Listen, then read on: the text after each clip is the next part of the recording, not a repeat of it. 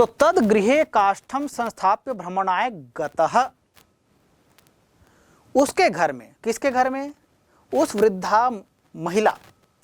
महिला के घर में काष्ठम संस्थाप्य, लकड़ी को संस्थाप्य, यहां पर भी देखिए संस्थाप्य जो शब्द आया है ये क्या है, ये कृदंत रूप है। यहां पर ल्यप प्रत्यय है, सम उपसर्ग है, स्था धातु है। संस्थाप्य, उसको स्थापित करके, उसको रख करके, किसको रख करके, लकड़ी को रखकर, कहां, वृद्धा के घर में। कह का उत्तर यहां नहीं, वो छुपा हुआ है।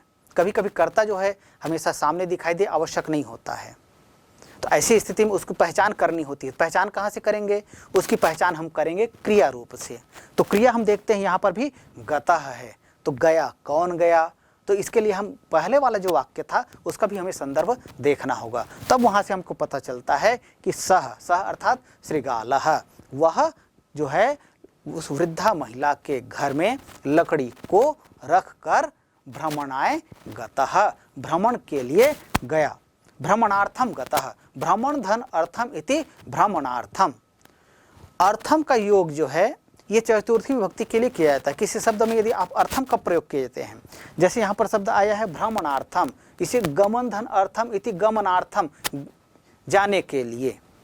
तो इस तरह से ये इसका अर्थ प्रयोग जो है चतुर्थी विभक्ति का रूप बनाने के लिए भी किया जाता है, या कहें कि चतुर्थी विभक्ति के विकल्प में अर्थम का योग किया जाता है। तो भ्रमणार्थम, घूमने के लिए गया। सा वृद्धा काष्ठम चुल्लिकायाम ज्वालयित्वा वटिका भुंजिका इति पक्वानम पक्वती। वह वृद्धा महिला देखती है, अब घर में वो लकड़ी तो है, अब उसको आग जलाने की आवश्यकता थी खाना पकाने के लिए।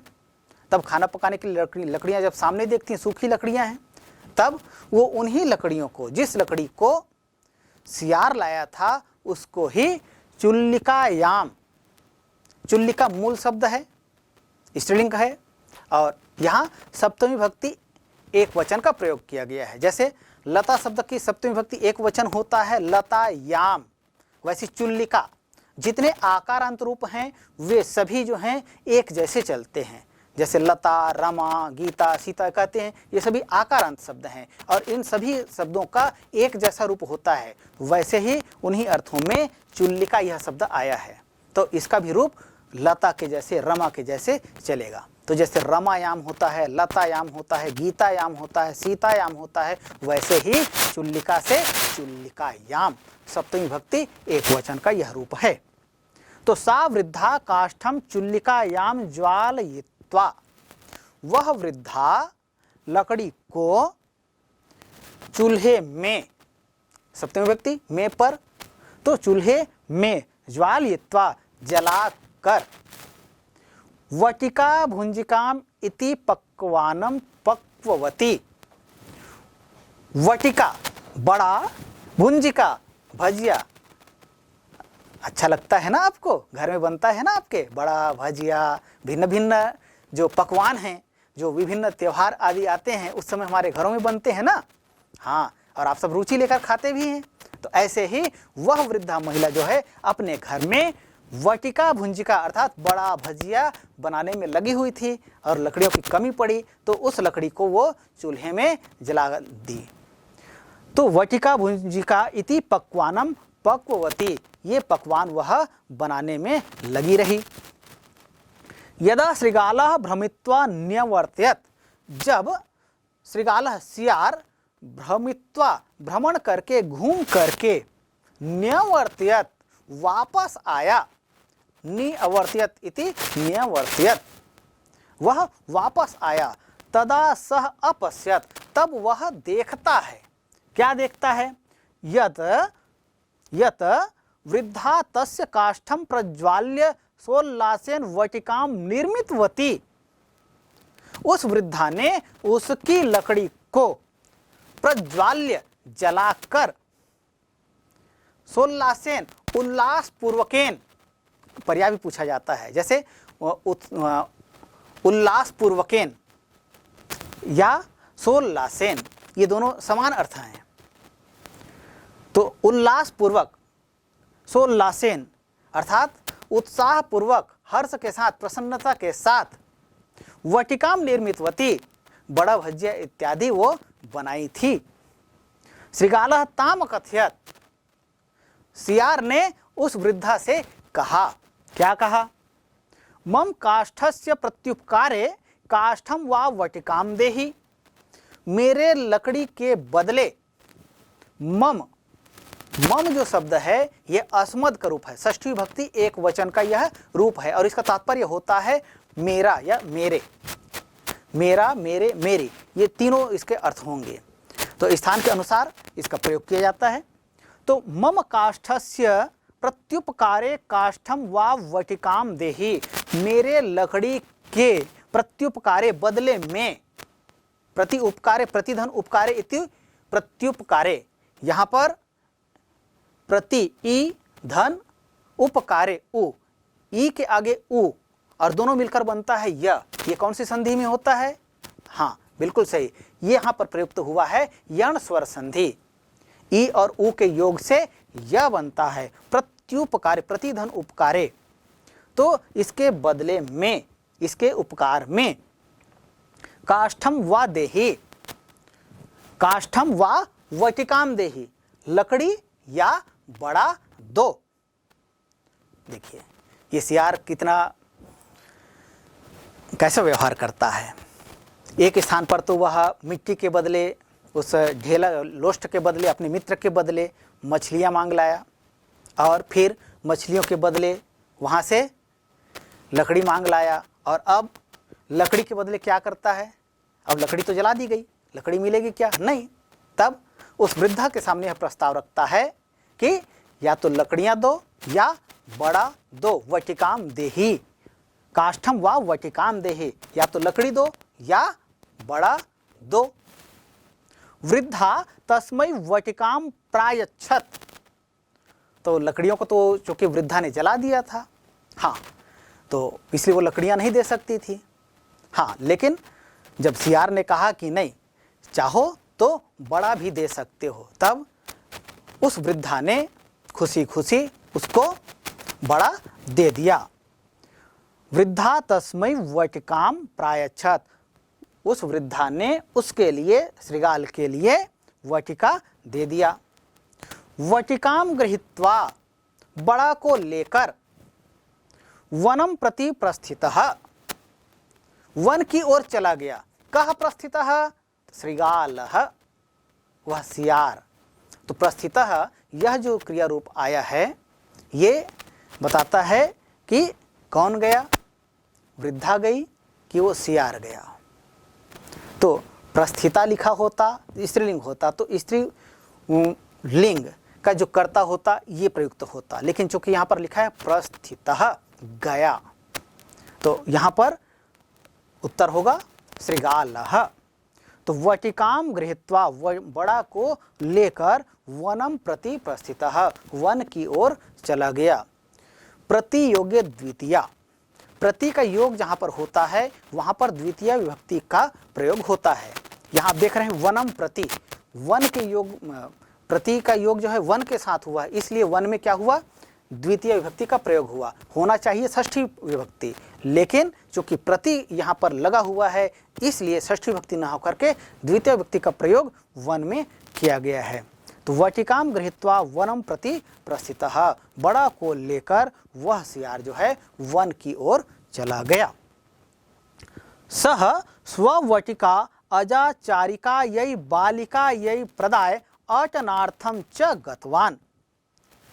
सह वह, कह श्रीगालः सियार, स्ववटिकाम, उस अपने उस वटिका को, अपने उस बड़ा को, अजाचारिका यही बालिका यही, अजा, अजा कहते हैं बकरी, बकरी चराने वाली एक बालिका को प्रदाय देकर अटनार्थम च गतवान, घूमने के लिए कहीं चला गया। अजाचारिका बालिका वटिकाम निष्कास्य खादितवती, अब जिस बालिका को, जिस भेड़ बकरी चराने वाली बालिका को वो बड़ा देकर वह शिकार कहीं घूमने चला गया था, उस बालिका ने गठरी खोली, देखा बड़ा है, तो उसको क्या करती है, अजाचारिका बालिका वटिकाम निष्कास्य खादितवती। वह भेड़ बकरी चराने वाली बालिका जो है बड़ा को निकाल कर खा ली। यदा श्रृगालः आगत्य अपश्यत, जब श्रियार वापस आया और उसने देखा, क्या देखा, ये सब देखा कि अब बड़ा नहीं है, पोटली खाली हो चुकी है। तदा तत्र वटिका नासित, तब वहां पर बड़ा नहीं था। क्यों नहीं था? क्योंकि सभी बड़ा, जितना बड़ा वहां था उन सभी को उस अजाचारिका बालिका ने खा लिया था, इसलिए बड़ा नहीं था। नासित, यह जो पद आया है, न धन आसीत, यहां पर दीर्घ स्वर संधि का प्रयोग हुआ है। न धन आसीत इति नासीत, नहीं था। श्रृगालः अजाचारिकाम बालिकाम कथयत, श्रृगाल ने उस अजाचारिका बालिका से, उस भेड़ बकरी चराने वाली बालिका से कहा, क्या कहा, मम वटिकाम अजाम वा ददातु, मेरा बड़ा या अजा बकरी दे दो। तदा सा बालिका तस्मै एकाम जाम ददात, तब अब चूंकि बड़ा को तो उस बालिका ने खा लिया था, वो दे सकती थी क्या? नहीं, संभव नहीं था। तब सियार का जो दूसरा प्रस्ताव था कि उसके बदले में एक आजा दे दो, एक भेड़ या बकरी दे दो, तब उस बालिका ने क्या किया, तस्मै, उसके लिए, उस सियार के लिए, एकाम, एक, अजाम, अजा को, अददात, दे दिया। तो उस सियार के लिए उस बालिका ने, उस अजाचारिका बालिका ने एक अजा अर्थात भेड़ या बकरी को उस सियार को दे दिया। श्रृगालः अजाम गृहीत्वा विवाह गृहे बद्ध्वा अटनाय प्रस्थितः। यदा सः पुनः विवाह गृहे आगच्छत् तदा अजाम प्राप्य उपस्थितान् जनान् अपृच्छत्, अहम् अत्र एकाम अजाम बद्ध्वा गतवान्, ताम अजाम कः नीतवान्, यूयं मह्यं मम अजाम वधूं वा यच्छ, श्रृगालाय ते वधूं दत्तवन्तः। श्रृगालः स्वकार्ये सफलः अभवत्, सः वधूं नीत्वा स्वगृहं गच्छत्, सः वधूं धान्यकूटनाय निर्देशितवान्, वधू धान्यकूटने संसक्ता। अनन्तरं श्रृगालः एकं कुक्कुटमादाय आगच्छत्, तत्क्षणैव वधू तस्य शिरसि मूसलप्रहारं कृतवती, तेन प्रहारेण श्रृगालो मृतः जातः। तदुपरान्ते वधू स्वपितृगृहे गतवती। यदा सा परिवारेण सह मेलनं कुर्वती आसीत् तदैव तत्र पित्रा विवाहार्थं निश्चितः वरागतः, तेन वरेण सह सोल्लासेन वध्वाः परिणयः अभवत्, वरस्य ज्ञातिभिः जनैः वध्वाः स्वागतं कृतं, तौ सुखेन न्यवसताम्। उस अजाचारिका बालिका से उस सियार ने अजा को लेकर, अर्थात उस बकरी को लेकर वहां से चला गया। श्रृगालः अजाम गृहीत्वा विवाह गृहे बद्ध्वा अटनाय प्रस्थितः। अब वहां से जाते हुए वह बकरी को लेकर एक विवाह गृह में बद्ध्वा बांधकर अटनाय प्रस्थितः, घूमने के लिए चला गया। आप देखते हैं ना, समाज में लोगों का विवाह होता है, जो बड़े होते हैं, जो वयस्क होते हैं, उनका विवाह होता है। तो ऐसा ही कहीं पर विवाह का कार्यक्रम चल रहा था। उस विवाह स्थल पर जाकर उस सियार ने उस बकरी को बांध दिया और बांध करके घूमने के लिए चला गया। अटनाय प्रस्थितः, अटनाय भ्रमणाय प्रस्थितः, घूमने के लिए माने भ्रमण के लिए या घूमने के लिए, अटन के लिए वह चला गया। अटन का अर्थ जो होता है भ्रमण के लिए, घूमने के लिए, इस अर्थ में होता है। तो सह अटनाय प्रस्थितः, वह घूमने के लिए चला गया। यदा सह पुनः विवाह गृहे आगच्छत्, और जब वह अटन के पश्चात अर्थात भ्रमण के पश्चात, घूमने के पश्चात वापस आया, तब वह देखता है, क्या देखता है?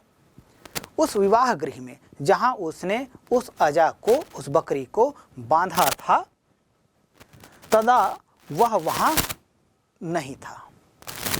तदा अजाम प्राप्य, तब वह अजा को अर्थात बकरी को अप्राप्य, नहीं प्राप्त कर, अजाम प्राप्य, अजाम धन अप्राप्य इति अजाम प्राप्य, अर्थात अजा को नहीं पाकर उपस्थितान जनान अपृच्छत, उपस्थित लोगों को पूछा। क्या पूछा? अहम अत्र एकाम अजाम बद्ध्वा गतवान, मैं यहाँ एक बकरी को बांध कर गया था। ताम अजाम कह नीतवान, उस बकरी को किसने लिया है? उस बकरी को कौन ले गया है?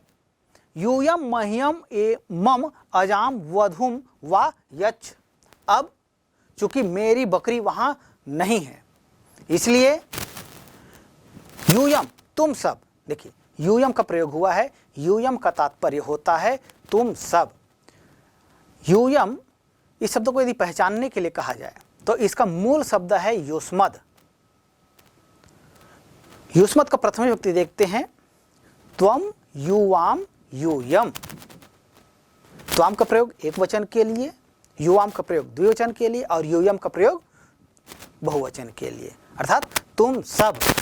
यूयम मह्यम, मह्यम ये अस्मद का मूल रूप, अस्मद इसका मूल रूप है, चतुर्थी विभक्ति का प्रयोग हुआ है, मेरे लिए या मुझको। यूयम मह्यम मम अजाम वधुम वा यच्छ, तुम सब मेरे लिए, मम अजाम मेरी बकरी, वधुम वा या वधु, यच्छ दो। यच्छ यह जो प्रयोग है ये लोट लकार मध्यम पुरुष एक वचन का है, दो इस अर्थ में। श्रीगालाय ते वधुम दत्तवंतः, अब चूंकि बकरी तो वहां थी नहीं, तब लोग क्या करते? तब लोगों ने वो जो सियार था, जो कपटी था, जो चालाक था, उससे भिड़ना उन लोगों ने उचित नहीं समझा और फिर उन्होंने वधु को उनको दे दिया। श्रीगालाय ते वधुम दत्तवंतः, उस श्रीगाल के लिए उन लोगों ने वधु को दे दिया। श्रीगालः स्वकार्ये सफलः अभवत्, अब देखिए सियार की चालाकी यहाँ पर सामने आती है। श्रीगालः स्वकार्ये सफलः अभवत्, सियार जो है अपने कार्य में सफल हुआ। जिस उद्देश्य को लेकर वह स्नान के लिए अपने मित्र लोष्ठ को लेकर के गया था, उसके बाद फिर तरह तरह के जो क्रियाकलाप होते हैं उन सब का उद्देश्य क्या था, वह यहाँ स्पष्ट होता है कि वह अपने कार्य में अब सफल हुआ, अर्थात वो वधु को प्राप्त करना चाहता था, उसके लिए वो इतना सारा प्रपंच किया था। तो इस तरह से वह अपने कार्य में अब सफल हो गया। सह वधुम नीत्वा स्वगृहम अगच्छत्, वह उस वधु को लेकर के अपने घर गया। अभी तक जहाँ से भी जो भी उसको मिलता था, चाहे लकड़ी लोष्ठ के बदले उसको मछली मिला, या मछली के बदले काष्ठ मिला, या काष्ठ के बदले उसको वटिका बड़ा मिला, या बड़ा के बदले अजा मिला, वो घर नहीं गया। उसको कहीं न कहीं पर वह स्थापित करके वो कहीं न कहीं घूमने के लिए गया, घर नहीं गया था। लेकिन अब जब उसको वधु मिल गया, तब उस वधु को लेकर के वह क्या करता है? स्वगृहम अगच्छत्, वह अपने घर जाता है। सह वधुम धान्य कुटनाय निर्देशितवान, और उसने घर जाकर के उस वधु को धान कूटने का निर्देश दिया। धान कूटने से क्या होगा? धान कूटने से चावल बनता है, और चावल से, फिर भोज्य पदार्थ जिसको हम भात कहते हैं, ओदन कहा जाता है संस्कृत में, ये बनता है। तो उसके लिए, उस धान को कूटने के लिए, कूट करके चावल निकालने के लिए उन्होंने वधु को निर्देशित किया। सह वधुम धान्य कोटनाय निर्देशितवान, उसने, किसने, श्रीगाल ने उस वधु को धान कूटने का निर्देश दिया। वधु धान्य कूटने संसक्ता, अब उस श्रीगाल के द्वारा निर्देश दिए जाने पर, कहे जाने पर वह वधु धान कूटने में लग गई। अनंतरम, और इसके पश्चात सियार फिर घर से कहीं गया और फिर श्रीगालः एकम कुक्कुटम आदाय आगच्छत, सियार जो है कहीं से एक कुक्कुट, कुक्कुट कहते हैं मुर्गी को, तो सियार जो है कहीं से एक मुर्गी लेकर आया। तत्क्षणैव, और जैसे ही वह घर में प्रवेश किया, कौन, सियार, तो जैसे हम घर में प्रवेश करते हैं तो सिर हमारा पहले जाता है, तो वैसे ही सियार जैसे ही घर में प्रवेश किया, अपना सिर प्रवेश किया, वधु तस्य शिरसि मूसलम प्रहारम कृतवती, बस वधु इसी प्रतीक्षा में थी, जैसे ही वो घर में प्रवेश करेगा, जैसे उसका सिर प्रवेश करेगा, वैसे जिस मूसल से वो धान कूटने में लगी हुई थी, मूसल आप जानते हैं ना जी, हाँ, तो उस मूसल से जो धान कूट रही थी, उस मूसल को उठाई और उसने उस सियार के सिर पर दे मारा। तो वधु तस्य शिरसि मूसल प्रहारम कृतवती, उस मूसल से उस सियार के सिर पर प्रहार उसने उस समय कर दिया। तेन प्रहारेण, उसके प्रहार से श्रीगालो मृतः जातः, वह सियार जो है मर गया। अब सियार मर गया तो वधु अब वहां से मुक्त हो गई, वह स्वतंत्र हो गई, वह आजाद हो गई वहां से। फिर क्या करती है, तदुपरांते, उसके पश्चात वधु स्वपति गृहे गतवती, ये वधु को लाया कहां से था, विवाह मंडप से उठाकर लाया गया, लेकिन वधु को उठाकर जब सियार ले आया तो बारात जो आई थी वो वापस चली गई। अब वधु जो है अपने पिता के घर अब नहीं जा सकती है, वो सीधा पहुंच गई कहाँ, स्वपति गृहे, अपने पति के घर में पहुंच गई। यदा सा परिवारेण सह मेलनम कुर्वती आसीत, और जिस समय वह, जिस घर में उसका विवाह होना था, वहां जाकर के परिवार के लोगों के साथ मिल रही थी।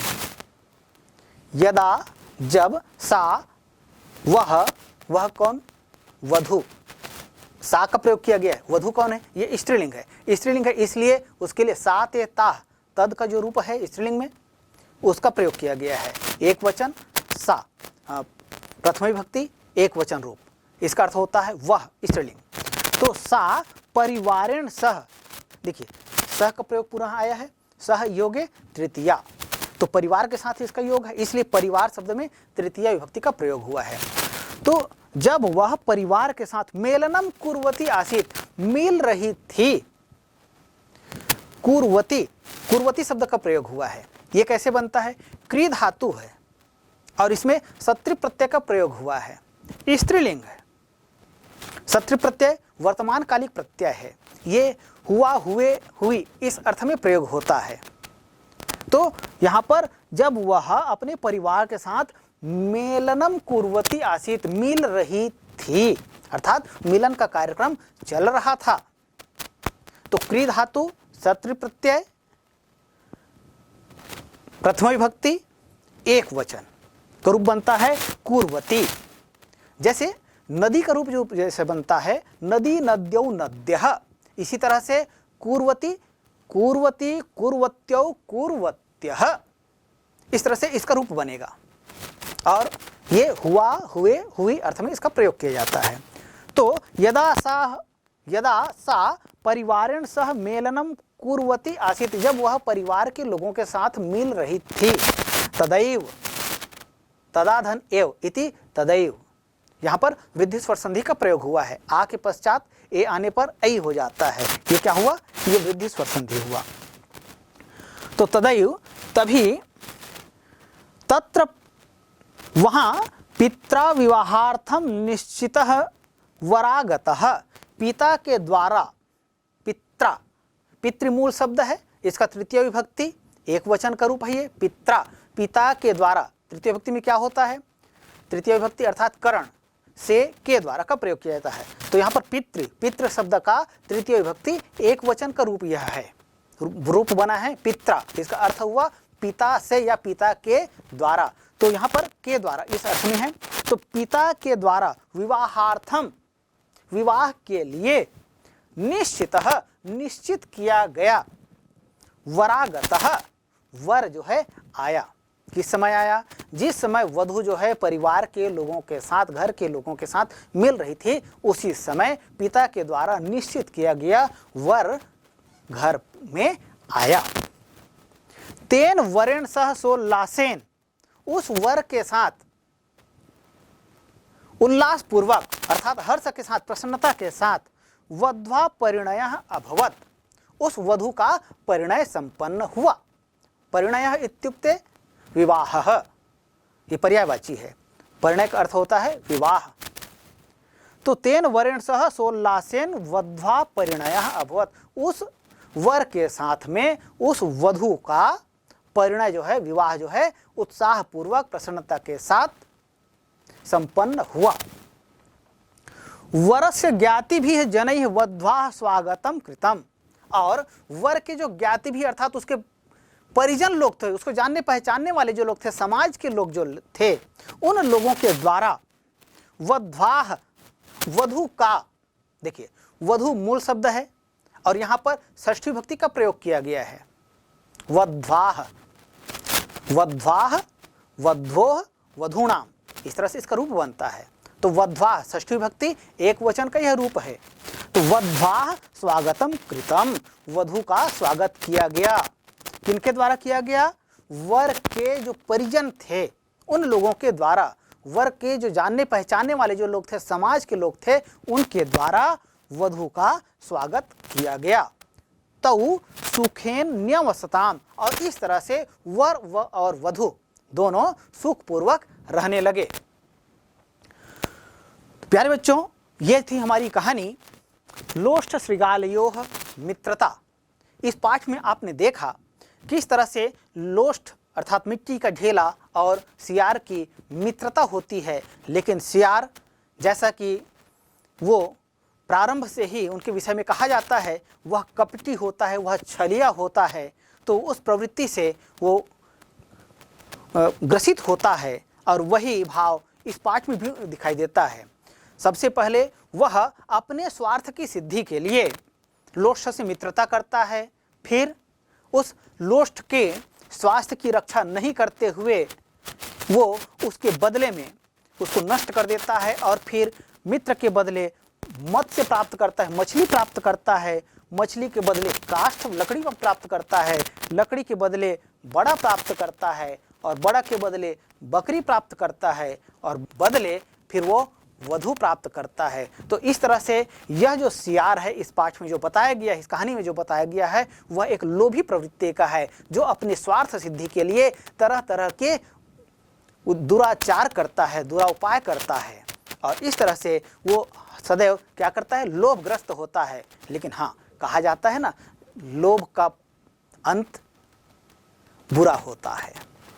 इसलिए इस पाठ से हमें यह शिक्षा मिलती है कि लोभ हमें नहीं करना चाहिए, लोभः न करणीयः। और जिनको हम मित्र बनाते हैं, मित्र के साथ सदैव मित्रता का व्यवहार करना चाहिए। मित्रों के साथ में छल या कपट नहीं करना चाहिए। अपने केवल और केवल अपने स्वार्थ सिद्धि के लिए जो व्यक्ति कार्य करता है, उसका परिणाम जो है इस पाठ में जो इस तरह से बताया गया, सियार की जो परिणति होती है वैसी उसकी परिणति होती है। और इस पाठ में हम देखते हैं, इस पाठ का यह सुखद अंत है कि अंत में वर और वधु दोनों का मिलन होता है। तो निश्चित रूप से यह पाठ रोचक रहा है और ज्ञानवर्धक रहा है, साथ ही साथ शिक्षाप्रद रहा है। और मूल बात यह है कि ये हमारे छत्तीसगढ़ की लोक कथा पर आधारित पाठ है। इसलिए यह पाठ हमारे छत्तीसगढ़ की जो लोक संस्कृति है इसका भी प्रतिनिधित्व करती है। सर्वेभ्यो नमो नमः।